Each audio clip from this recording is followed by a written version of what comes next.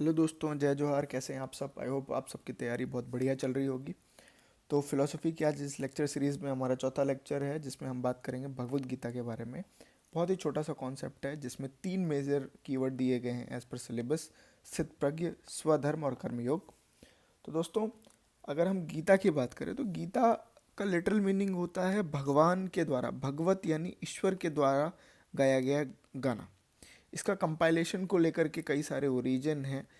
It मतलब इसका अगर हम जेनेसिस देखें तो ये 3 चीज़ों पे बहुत ज़्यादा फोकस करता है: एक्शन, डिवोशन और नॉलेज।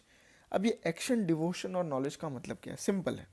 देखिए, लास्ट लेक्चर में हमने बात किया था कि उपनिषद एब्सोल्यूट ट्रूथ की बात करते हैं, जिनका अल्टीमेट मतलब था लिबरेशन। लिबरेशन यानी मोक्ष।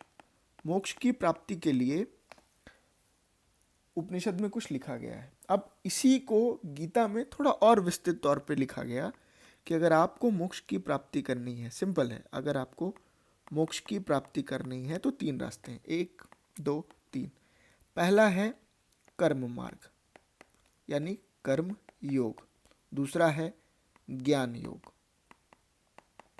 और तीसरा है भक्ति योग।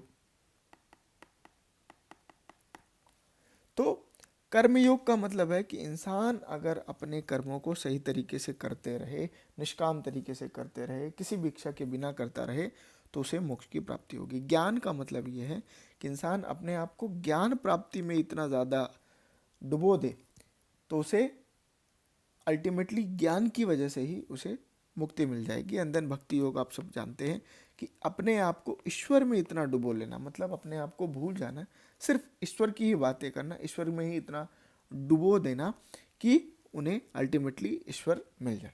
तो ये जो 3 रास्ते हैं, एक है एक्शन, एक है डिवोशन और एक है नॉलेज, जिसको ये 3 स्कूल ऑफ थॉट्स बात करते हैं। इसीलिए कई बार बोला जाता है ना कि क्या किन किन चीज़ों पे फोकस है, तो 3 चीज़ें: एक्शन, डिवोशन और नॉलेज, यानी कर्मयोग, ज्ञान योग और भक्ति योग पे सीधा सीधा फोकस है।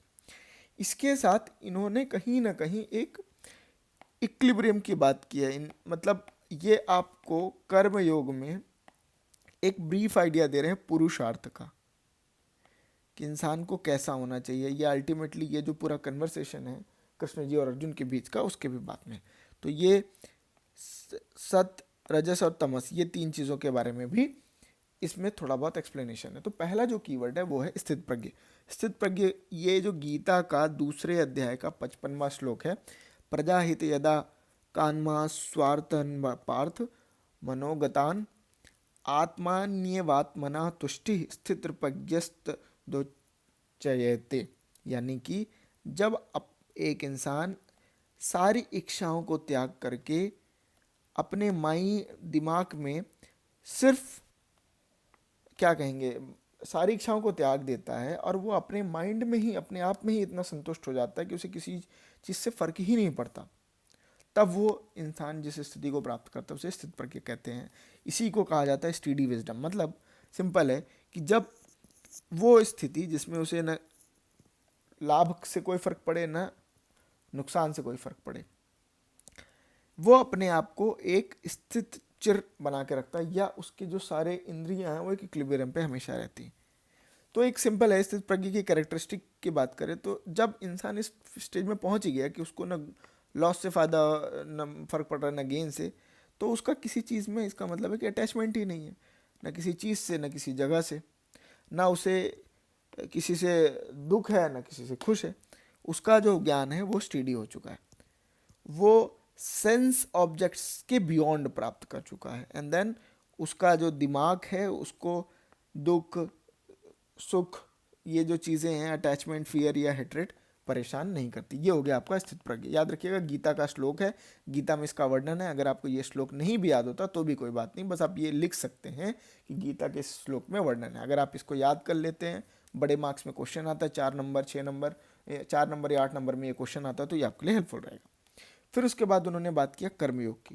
कर्मयोग का मतलब है working to the best of one's ability without being selfishly attached to the results is called karmayoga. अब याद रखिएगा, कर्मयोग और निष्काम कर्मयोग में डिफरेंस क्या है। मतलब सिंपल समझिए, यहाँ पे एक इंसान अपनी एबिलिटी के हिसाब से काम कर रहा है और उसको रिजल्ट से कोई फर्क नहीं पड़ता, वो हो गया कर्मयोग। वो अपने सारे सेल्फिश डिजायर छोड़ देगा, अटैचमेंट छोड़ देगा, काम से छोड़ देगा, सारी चीज़ें छोड़ देगा। अब निष्काम कर्मयोग में क्या आता है कि एक्शन के पीछे, मतलब उस आप एक्शन को ही नहीं करेंगे जिससे आपको थोड़ा भी लगे कि इससे मुझे फ़ायदा होगा। बेसिकली सिंपल है, it is the state where there is an absence of pride, conceit, variety, egoism, forgiveness, sincerity, purity, steady fastness, discipline, renunciation, strong love to the Lord, ये सारी चीज़ों से परे हो जाता है इंसान। यानी कर्म योग आपको सीधा निर्वाण लेके जाता है। आपको अपने कर्म पे इतना भरोसा है कि आप कुछ और सोच ही नहीं रहे, और ये आपका कर्म ही आपको लिबरेशन की तरफ ले जाएगा, निर्वाण की तरफ ले जाएगा।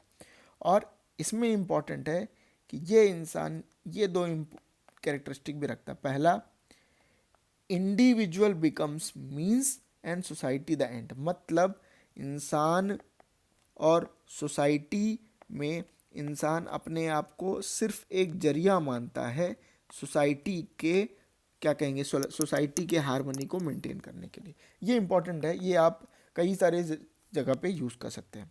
एंड समत्व मनोभाव का मतलब है कि सक्सेस या फेलियर उसको किसी भी प्रकार का प्रभाव नहीं डाल सकते। अब हमने बात किया किसकी स्थित प्रज्ञ की बात की, हमने किया कर्मयोग की, एंड देन आखिरी आता है स्वधर्म, यानी इंसान को अपने धर्म सही तरीके से करना चाहिए। कहीं ना कहीं ये आपको सिनोनिमस लगेगा कर्मयोग का।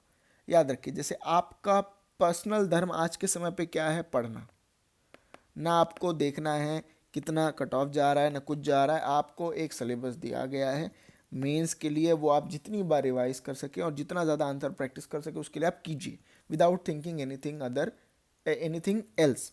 सेम चीज़ है स्वधर्मा, जिसमें आपकी ड्यूटी है अपने अपने काम को सही तरीके से करना, बस। So swadharma is the personal dharma which is applicable to our context, situation, maturity and profession in life. इसमें 4 कीवर्ड हैं।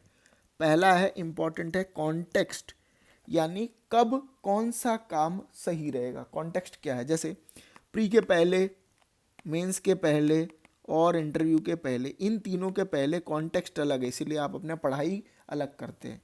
प्री में आपको रटना ज़्यादा है, मेंस में आपको लिखना ज़्यादा है, इंटरव्यू में आपको बोलना ज़्यादा। बहुत सिंपल फंडामेंटल है। तो इट बेसिकली, अगर हम स्वधर्मा की बात करें तो it changes with the context of our life, and हमें it must not be affected by admiring others life, मतलब हमें दूसरे को देख के अपना काम नहीं करना चाहिए। ये दोस्तों, ये 3 इंपॉर्टेंट कॉन्सेप्ट थे जिसमें हमने बात किया। इस तरीके से ये एपिसोड भी हमारा कंप्लीट होता है। Thank you everyone, thank you for watching.